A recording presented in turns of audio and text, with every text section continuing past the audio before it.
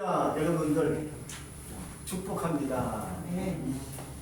어떤 것이든지 모든 것은 우리 마음에서 시작이 됩니다.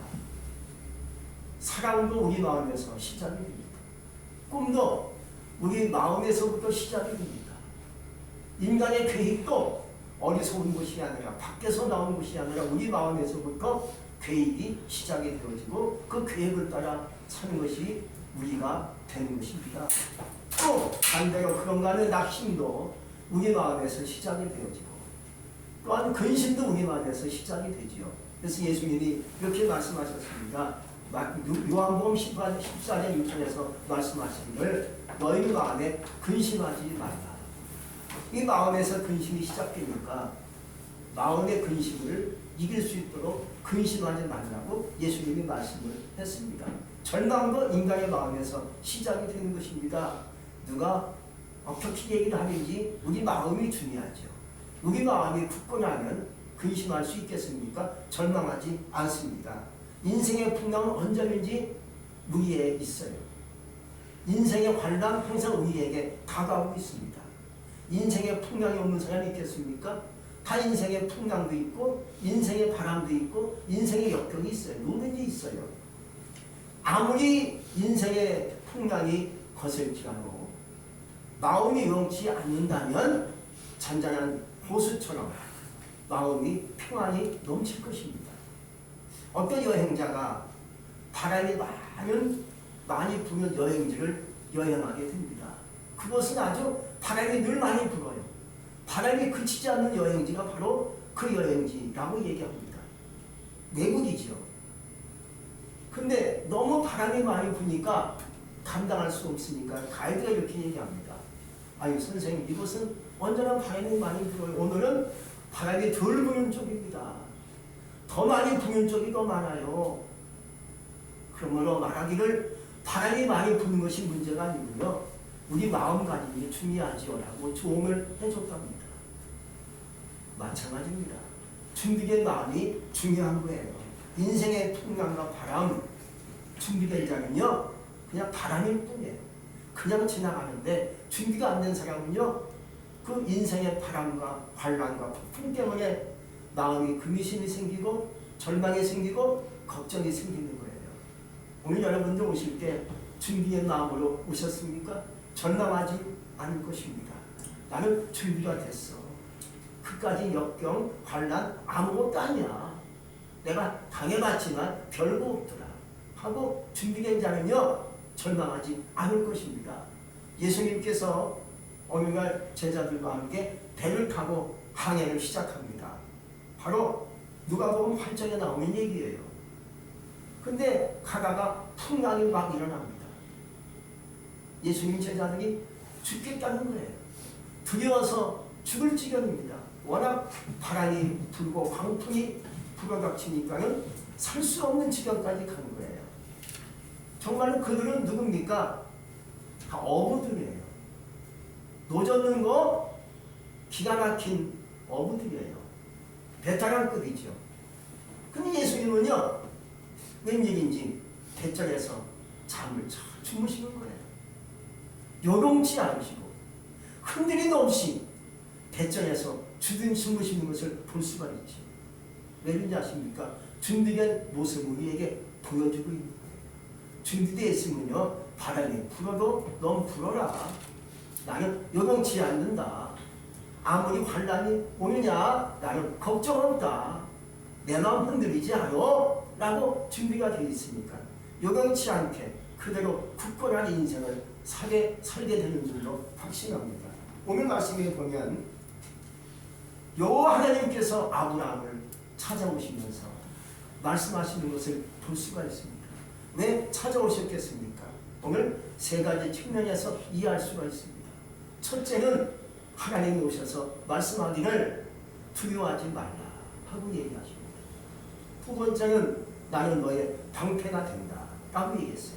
또 세 번째는 나는 너의 지극히 큰 상급이다 라고 얘기했어요.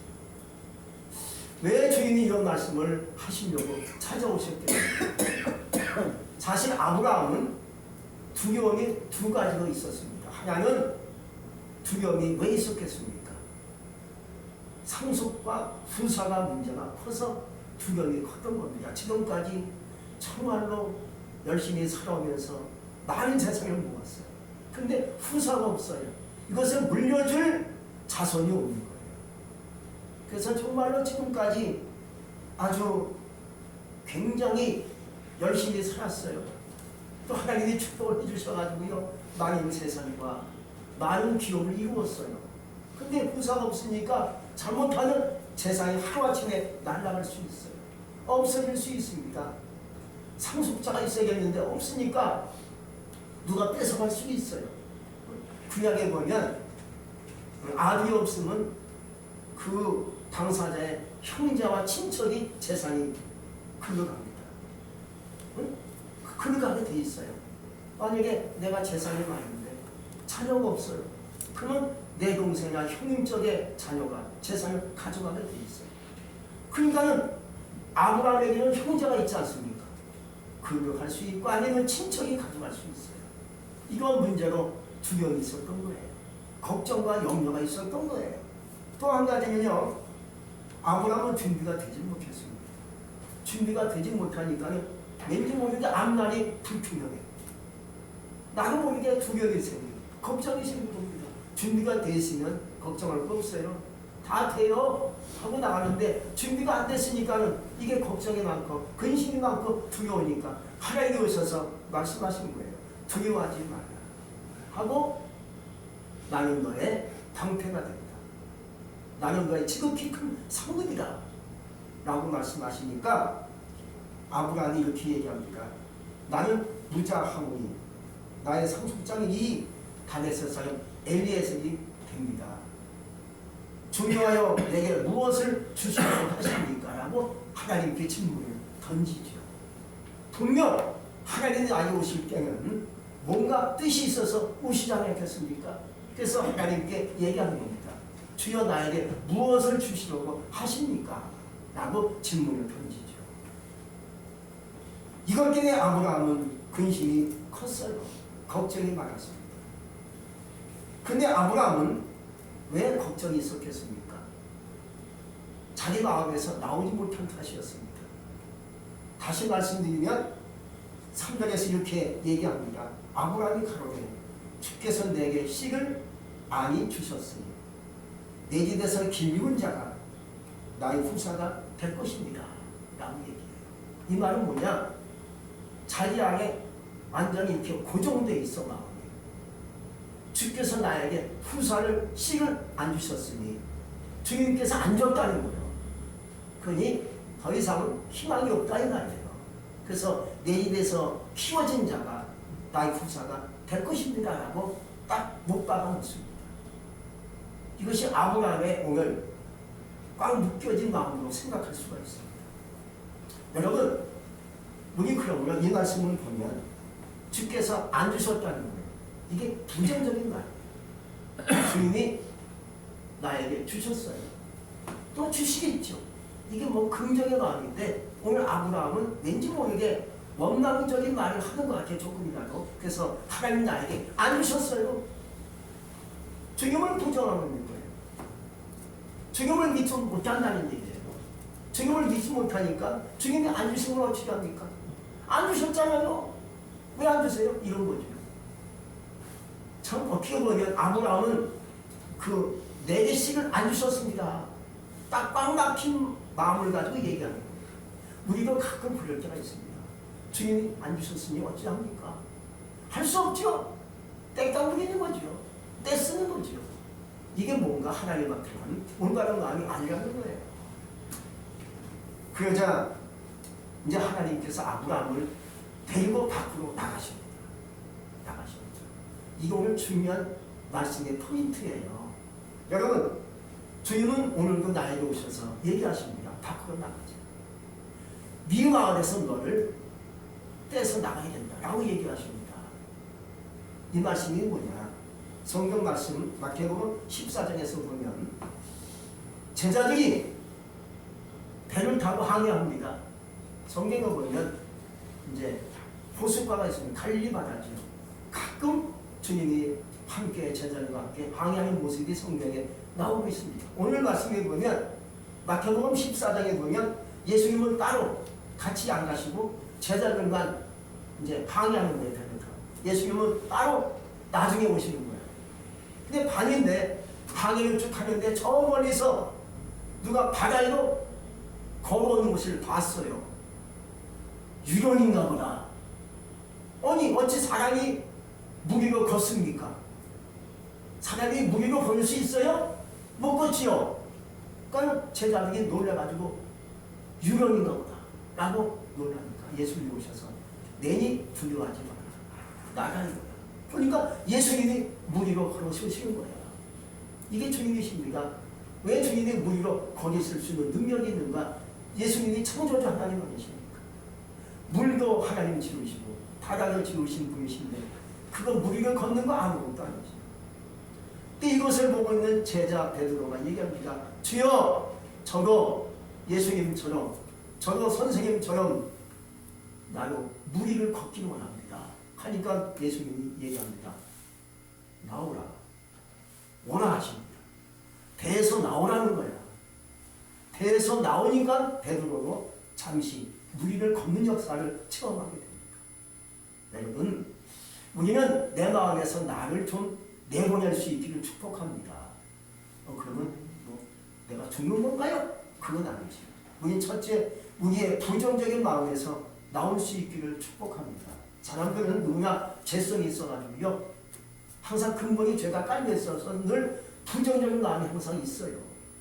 하다 보니까 결정적인 순간에 힘이 좀 어려울 때 내 입에서 부정적인 마음이 나오게 됩니다. 그것이 인간이에요. 그러나 이 부정적인 마음이 있으면요 성공할 수 없습니다. 우리가 어떤 경우야말요 어떤 환란이 오고 나에게 어떤 어려움이 올지 가도요 내 마음에서 내 입에서 부정적인 말이 나오지 않기 바랍니다. 힘들어도요 에이 되겠어 그러니까 안 되지. 이게 부정적인 언어. 부정적인 마음이 내 안에 깔려 있다는 거예요. 아무리 힘들어도요 될 거예요. 그럴 수 있지만 안 되겠어요? 되지요. 하나님 도와주시면 되지요. 영이 없어요. 이게 하나님을 믿는 자의 긍정적인 언어가 된다는 거지요. 그러나 예수 믿어도요 사람들이 거기 가보면 항상 부정적인 말을 많이 해요. 힘들고 어려울 때 좋을 때는 뭐 깔깔대고 웃고 좋아하고 감사하고 넘치는데 힘들 때는 그 깔깔대는 소리, 웃는 소리, 감사하는 소리가 쏙 돌아가고요 마음에 맺힌 소리가 나오는 거예요. 역시 안 되는가 봐요. 역시 힘든가 봐요. 안 되는 거죠. 이렇게 나오는 겁니다. 힘드니까. 그러나 이런 요소는 성공할 수 없다는 거예요.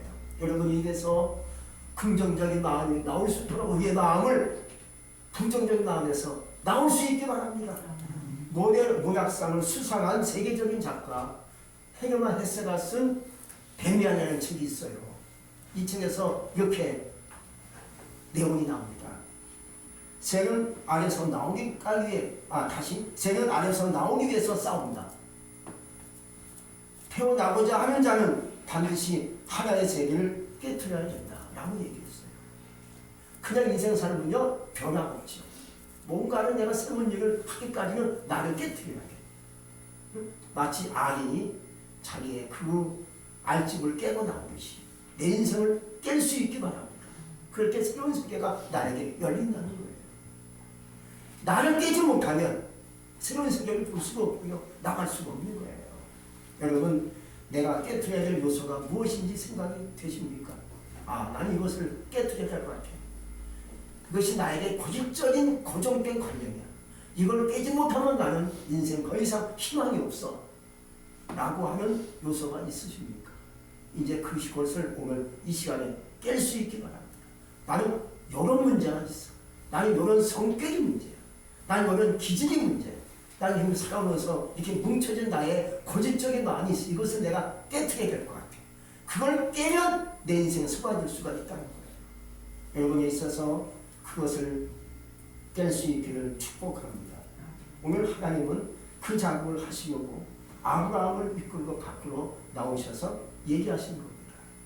우리가 반복적인 실패가 되는 것은 나를 깨지 못한 탓입니다. 나를 깨야만이 내 인생에 있어서 새로운 길이 열리고 아 이런 세상도 있네. 야 이런 것도 있네. 내가 미처 몰랐네. 근데 나를 깨지 못하는 항상 그 타협입니다.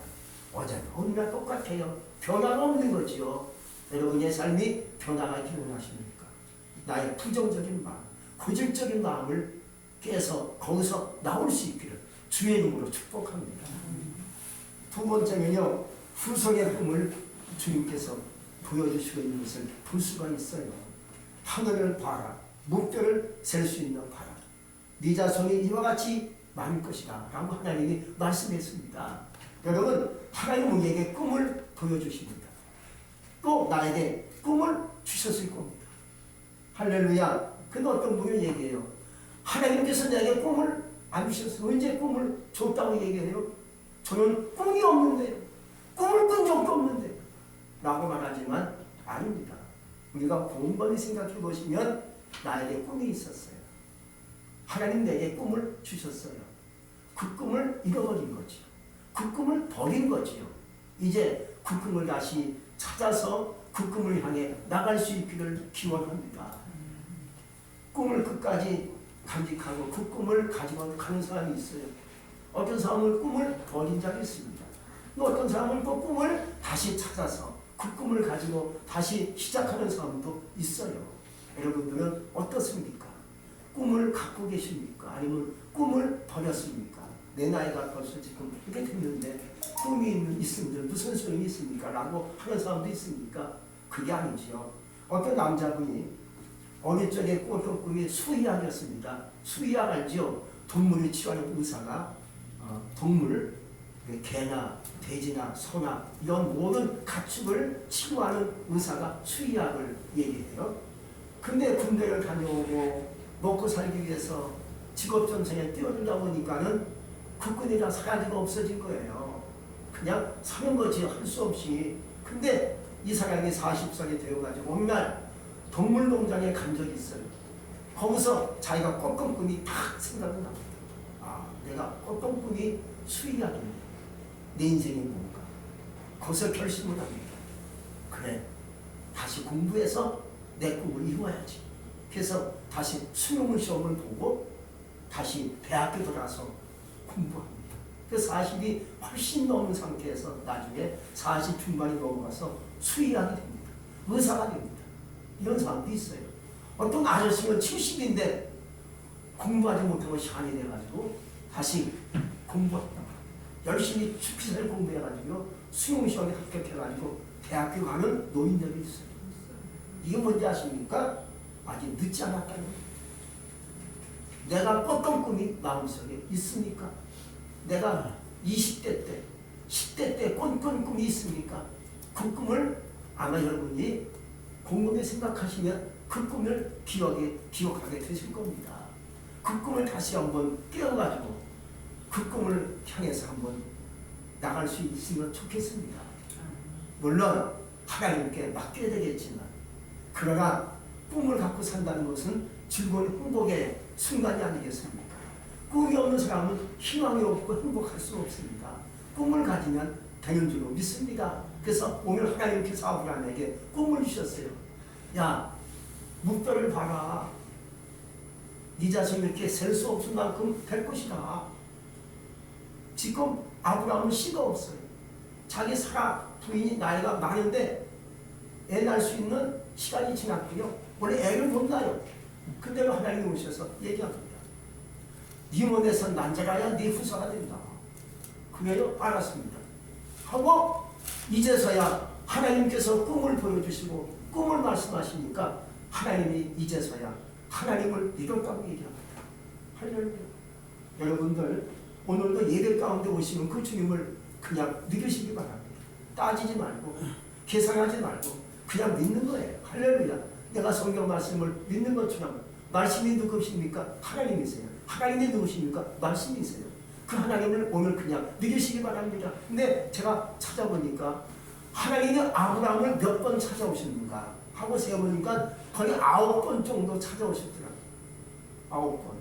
그러니까 늘 하나님이 그에게 오셔서 환상 가운데 오셔서 말씀 가운데 오셔서 얘기하시고 말씀하시고 그에게 대화를 나누셨어요.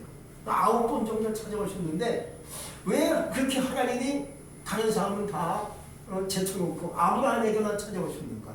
이유가 있을 거예요. 왜 찾아오셨을까? 특정한 사람이니까. 하나님이 선택한 사람이니까 찾아오셨을까요? 그건 아니라는 거예요. 아브라함은요, 하나님을 예배하는 자였습니다. 그래서 하나님이 그를 찾아오신 거예요. 할렐루야. 근데 다른 사람은 하나님을 알아요. 롯도 하나님을 알지만 예배하는 자가 아니었습니다. 근데 아브라함은 그저 가는 곳마다 먼저 하나님께 단을 쌓아 예배를 드립니다. 이게 아브라함의 신앙입니다. 아브라함을 보니까 늘 많이 옮겨 다녔습니다. 이리 갔다가 저리 갔다가 저리 갔다가 저리 갔다가. 근데 옮길 때마다 옮겨가는 곳에 먼저 하나님께 단을 쌓아 예배 드리는 모습이 아브라함의 신앙이었습니다. 이것을 하나님이 아시고 하나님이 아브라함을 찾아오시게 된 거예요.